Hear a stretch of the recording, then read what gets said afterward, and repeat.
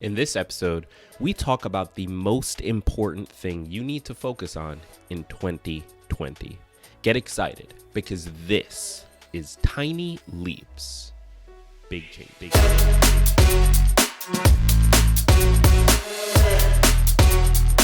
Welcome to another episode of Tiny Leaps, Big Changes, where I share simple strategies you can use to get more out of your life. My name is Gregg Clunis, and in this episode, we are looking at your 2020 goals, your resolutions, and what I think you should be focusing on before any of that stuff. So this is going to be a really good, really informative episode. Now, before we jump into it, before we really dive into what I think is the most important thing for you to prioritize this year, I have an ask for you.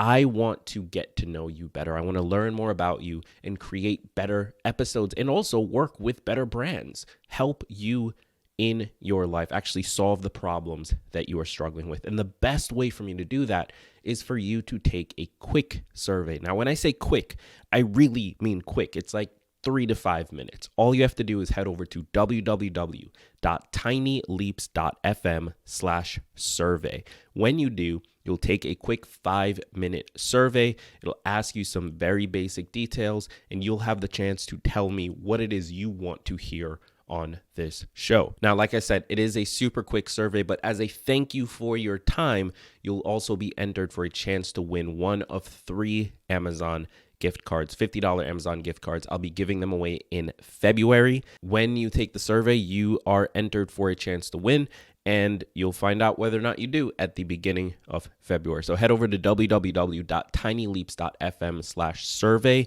That is the best way to help me help you in 2020. Now, with all of that said, what is the number one thing that I believe you should be prioritizing this year? Well, I think regardless of what your goal is, whatever your resolution was, whatever you decided you wanted to do this year, the number one thing you need to prioritize on a day-to-day basis, schedule it in, make it a part of your routine, is your mental health. And when I say mental health here, I also mean self-care, taking care of yourself, taking care of your health, taking care of your body, making sure that you're eating well, sleeping properly, taking time away from work, like doing the things that keep you ready to go, that keep you focused, keep you fired up, and allows you to actually take real actions towards your goals. Now, why do I say that this is so important? Well, you may have at the end of last year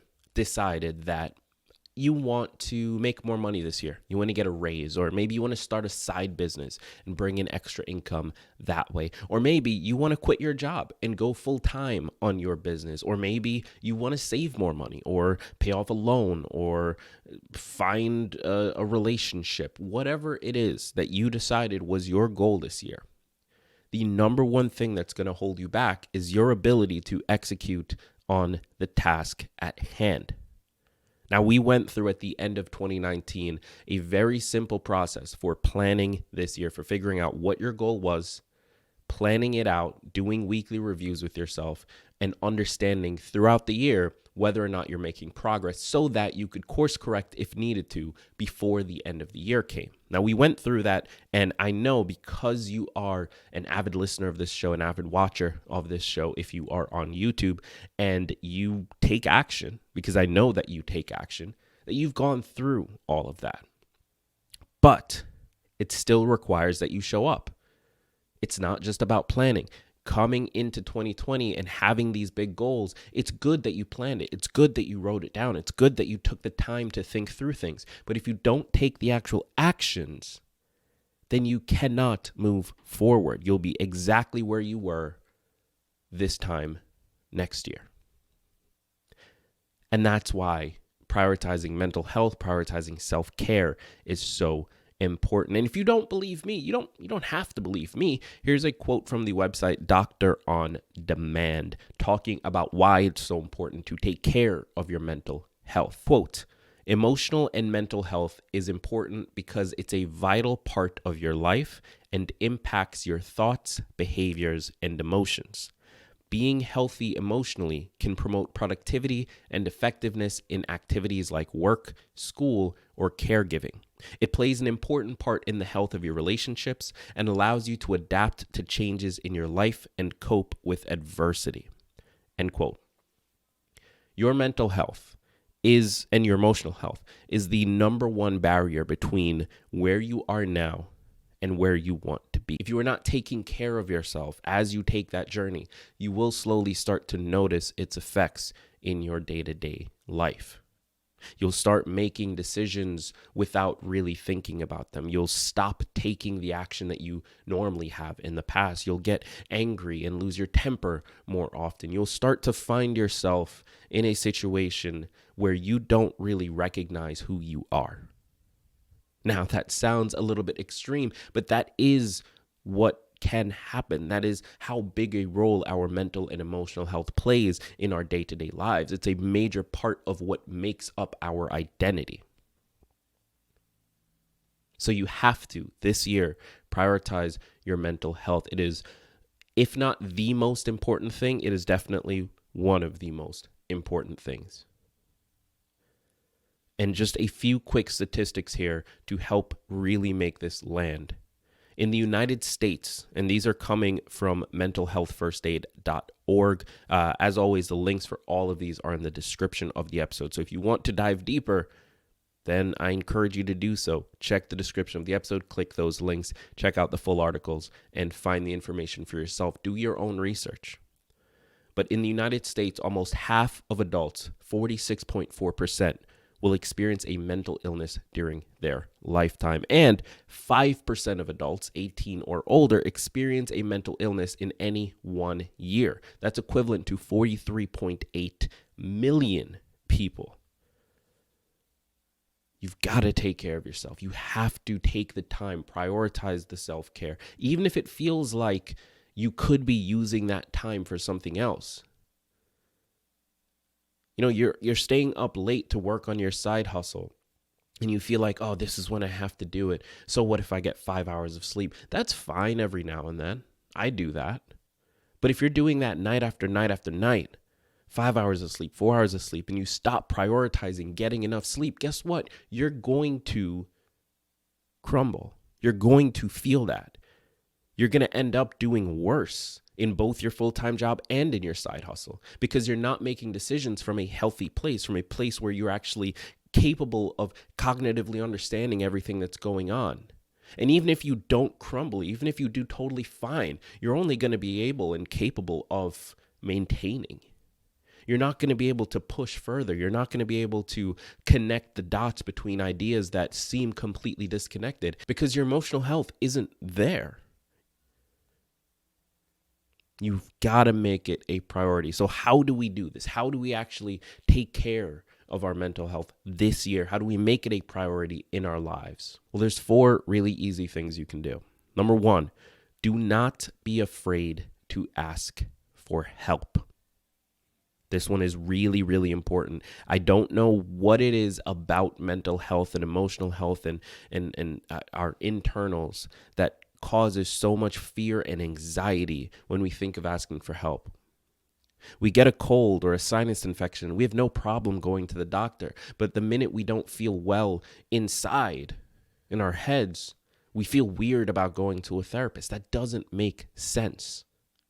Do not be afraid of asking for help. Do not be afraid of admitting that something isn't right. Do not be afraid of admitting that you need somebody to talk to. We all do. Everybody needs somebody that they can lean on, whether that's somebody that's close to you or somebody you're paying by the hour. But it is incredibly, incredibly important that you talk about the things that you are going through so that, and it's not even about anyone else, right? This isn't about like, oh, society says this, and this. This is for you. You need the space to figure out what you're feeling. You need the space to think about what it is that you're going through. If you don't have the chance to process it, then you can't make actual decisions around it. You can't move past it. Do not be afraid to ask for help. That's number 1. Number 2 is much more in the self-care realm. You have to give yourself space to turn off. Back in 2019, I believe it was in November, I did an episode talking about the power of space, the power of silence, being alone, and why that's so incredibly important, why we need that in our lives, why we need to get out of what is happening around us, get out of our lives, and be able to approach it from the top and just look at everything that's happening. Having space is one of the most important things we can do on our day-to-day basis. And it doesn't feel like it. It feels like a waste of time. It feels like we should just be go, go, go. Do this and this and this. It feels like if we just cram enough into 24 hours, then we'll be productive and we'll be able to keep moving. But we are not machines. Human beings do not work that way. We can't just keep going. We need space. And there is a massive trend of entrepreneurs and people out there, gurus out there saying, oh, well, look at how hard I work. If you want it so bad, you just have to work harder. And it's, quite frankly, excuse my language, here's the warning for the kids in the room, it's bullshit. It's absolute bullshit. Now, I'll do a whole separate episode on that, debunking the hustle culture myth, because that's something I fell for and still struggle with. But I want to save you from going through that because it's not worth it. Take the time to take space. Make it a priority. Walk away from your work. Step outside. Journal. Read. Do something else. Do something that is not related to your work and don't feel bad about it. Do something that's not related to your goals and don't feel bad about it. Take time away from your family. You love them to death, but you are still an individual. You are still a human being who needs to be a human being by themselves. Now, I'm not saying you need to find 3 hours every single day. It can be 3 minutes. It can be 2 minutes. It can be the time right before you fall asleep at night. But you have to make it a priority that something is yours. Otherwise, whose life are you living? So that's number 2. Number 3, again, in that self-care category of things, is to eat well and drink plenty of water. Now, I'm not the best at drinking water. That is not my talent in the world. Thankfully, my girlfriend reminds me constantly. But you know how much better you feel when you are taking in enough water, when you are eating properly. That lack of sluggishness, that ability to sort of be in your body and feel good. When you feel good, you're going to look good, you're going to think well, you're going to be more clear than you ever have been. And part of feeling good is to eat well. When you put crap in your body, you end up feeling like crap. Maybe you don't notice it. I didn't for a really long time. I actually spent years not really being aware of what I was feeling, not being able to put into words and understand what I was feeling on a day-to-day basis. I was bloated and didn't realize that I was bloated. Sure, maybe I realized I don't feel great, but I didn't have the language for it. I never really thought about it. I just sort of pushed through and decided, oh, well, whatever. That's not okay. If you are living that reality right now, I've been there. But you got to move past it. You got to experience what it's like to feel great after you eat. I still don't eat perfectly, but I do always try to prioritize eating healthier because now I just want to feel good. I want to look good. I want to be good. I want to be able to think clearly. I want to have energy when I wake up. I want to have energy when I go to sleep. You got to eat well and you've got to drink plenty of water. That's what's going to keep you fueled, so that you're able to keep going. And then finally, and this is just sort of capturing everything that we've talked about, you have to prioritize your self-care. It feels like a waste of time. We already went through this. It feels like a waste of time. It feels like you should just do the next thing, push through. But you have to prioritize self-care. You have to make it a rule for yourself. because otherwise you will burn out. Otherwise, you will not be able to operate as well as you could. Otherwise, you'll wake up one day and realize that you have spiraled and you have no idea how to get back.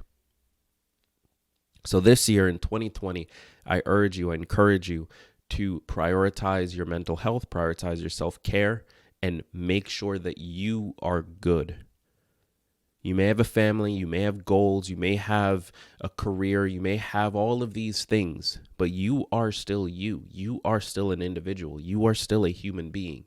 And being a human being means that you have flaws and that you can fail and that you can fall. Don't let yourself get there. Prioritize your self-care, prioritize your mental health. Do what you need to do for yourself. And I think if you do this, and I include myself in this, if we do this together, we will look back at this time at the end of the year and think, wow, 2020 was the best year of my life so far. Thank you so much for tuning in. If you haven't taken the survey yet, head over to www.tinyleaps.fm/survey. It's super short, 5 minutes. It'll help me create better episodes for you. It'll help me find better brands to partner with for you. And it's just kind of a fun thing to do. Plus, you'll get entered for a chance to win one of 3 $50 Amazon gift cards. Head over to www.tinyleaps.fm/survey. Thank you so much for tuning in wherever you are tuning in. If you haven't already, click subscribe wherever you're catching this. If it's on Apple Podcasts or Spotify or Google Podcasts or wherever you listen to the show, click subscribe there, leave a rating and review. Or if you are over on the YouTube channel at youtube.com/Gregg Clunis, click subscribe and click the little bell and drop a comment down below so I know you are here. Thanks again. I've been Gregg Clunis, and remember that all big changes come from the tiny leaps you take every day.